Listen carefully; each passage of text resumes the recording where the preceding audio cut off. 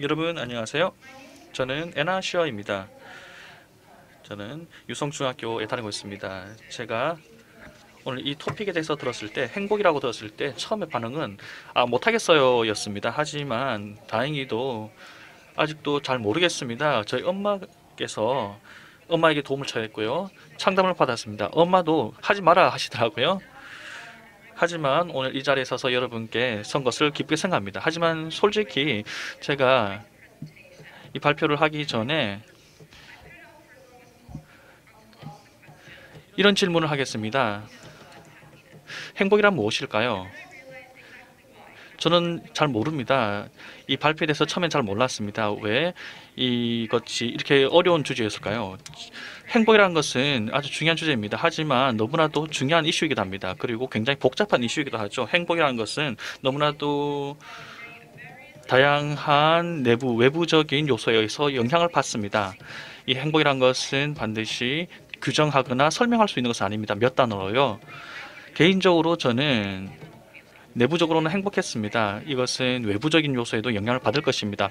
행복이라는 것은 우리가 매일매일 발견하는 기쁨입니다. 하지만 더 깊이 들어가면 신뢰와 편안함입니다. 우리 내부에서 나오는 것이죠. 이를 통해서 우리가 회복하게 되고 감정의 여정을 하는 것입니다. 이것을 통해서 우리의 웰빙도 달성할 수 있는 것이기도 하고요. 그 어느 때보다 외부적인 영향들이 우리에게 행복에 영향을 미치고 있습니다. 올해 초에 저는 시드니에 있었습니다. 하늘은 붉은색으로 물들었습니다. 큰 대형 산불이 있었기 때문이죠. 코비드-19가 또 터지면서 전 세계 보건 위기가 닥쳐왔습니다. 세계 보건기구는 팬데믹을 선언했습니다. 많은 슬픈 일들이 올해 벌어졌죠. 조지 플로이드가 사망했고요. 비행기가 우크라이나에서 격추되었습니다. 2020년은 향후 우리가 돌아봤을 때 정말 아주 악명 높은 최악의 해로 기억될 수가 있습니다. 그리고 우리는 이것을 통해서 다시 한번 이런 비극을 반복하지 않는다는 교훈을 얻어야 할 것입니다.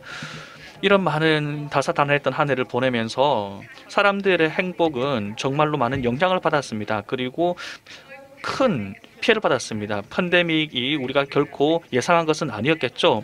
그리고 락다운 역시 우리에게 굉장히 많은 사람들의 정신 건강에 영향을 미쳤습니다. 이것뿐만이 아니라 사회 자유도 제한되었습니다. 이런 불안함 때문에 가족들과 친구들 역시 불안함을 느끼고 있습니다. 저 역시 이런 기분을 느끼고 있습니다. 저는 6주 동안 자가 격리를 했었습니다. 코비드-19 때문에 그랬었던 것이죠. 2월에 2주, 또 4월에 2주 했었고요. 그리고 학교 오면서 격주를 했었습니다. 최근에도 2주를 했었고요. 한 달 반 동안 인간 접촉이 없었었고요. 또 다른 사람들이 얼마나 이런 오랫동안 자가격리를 하는 것인가도 알게 됐었습니다. 오늘 저는 저에게 이런 질문을 하고 싶습니다. 이것을 듣고 있는 사람들에게 어떻게 하면 내부적으로 우리가 편안함과 안정과 확신을 가질 수 있을까요? 어떻게 하면 우리의 행복을 이런 균형을 맞출 수 있을까요? 왜냐하면 자가격리를 하면서도 이런 고립의 시대에서도 사람들과 떨어져서 살고 있는 이 시점에서도 저희는 이 기본적인 안전한 마음을 가져야만 행복할 수 있다는 것입니다. 또 더 큰 그림을 그려야 하고 모든 기분에 집중해서는 안 됩니다. 왜냐하면 행복이라는 것은 우리가 항상 돌아오는 그 기초 감정이어야 하기 때문입니다. 저에게 특별한 것은요. 제가 자가격리를 하면서 8월에 처음에 하던 시절이었습니다. 당시 소속감을 새롭게 느꼈는데요. 이 기간 동안 저는 불안함을 느꼈었습니다. 그리고 8월에는 그때만 하더라도 아직 새로운 학교에 입학하지 않았었는데요. 그때 다른 사람들과의 관계가 많이 단절됐었습니다. 이 2주 동안 이런 격리 기간 동안 온갖 감정을 느꼈습니다. 엄마와 제 여동생이 저희 가족들이 단절됐고요. 하지만 저는 더 큰 커뮤니티에서 소외됐다는 것을 느끼게 됐었습니다. 또 안정감이 상실됐었습니다. 저는 보여줄 것이 많이 없었습니다. 왜냐하면 배우는 것도 많이 없었기 때문이었죠. 또 11월에 또 2주 동안 자가격리 하면서 많은 시간이 흘렀습니다. 새로운 학교에 입학하기 전이었고요. 하지만 이 기간 동안 많은 새로운 중요한 관계를 맺게 됐었습니다. 이 학생회도 참여했고요. 물론 저도 잘 활동하지 못했지만요. 여전히 계속해서 트레이닝 세션을 가지면서 사람들과 관계를 유지했었습니다. 친구들과 만나고요. 또 환경 문제에도 관심을 가지게 됐었고요. 제 두 번째 단계, 경기 단계에 들어가면서 저는 학교 등등에 대해서 알게 됐고 이런 관계에 대해서 새로운 생각을 가지게 됐었습니다. 이메일도 교환하게 됐고요. 모든 학생들이 동영상을 찍어서 메시지와 함께 사진을 올리면서 커뮤니케이션을 하게 됐었습니다. 제가 행복에 대해서 이야기할 때 그리고 내면의 감성에 대해서 이야기할 때 저는 개인적으로 이런 경험을 생각합니다. 사랑과 우리의 서로의 도움 그리고 확신 그리고 우리의 감정, 우리의 불안함이 긍정적인 감정으로 변하는 것을 저는 봅니다. 코비드-19가 부산에서도 급증하고 있습니다. 그리고 최근에 많은 또 겨울이 되면서 많은 환자들이 급증하고 있습니다. 1월이 다가오고 있는데요. 저희 커뮤니티도 이러한 시기를 준비하고 있습니다.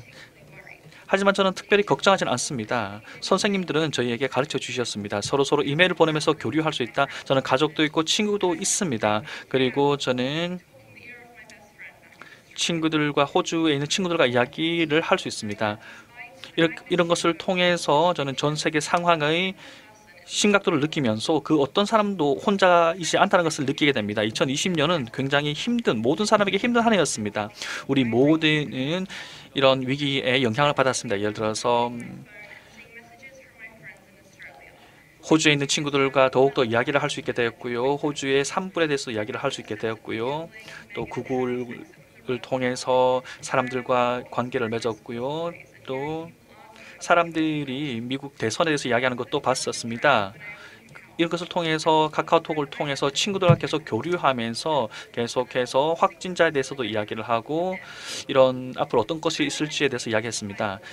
하지만 아이러니하게도 2020년은 정말로 우리에게 앞으로 행복을 오히려 줄 수 있는 또는 커뮤니티 그리고 감사를 줄 수 있는 한 해로 기억될 수 있다고 생각합니다. 이를 통해서 더욱더 주변에 있는 사람들을 인지하게 되고 사람들을 더 관심을 갖게 되는 계기가 될 것입니다.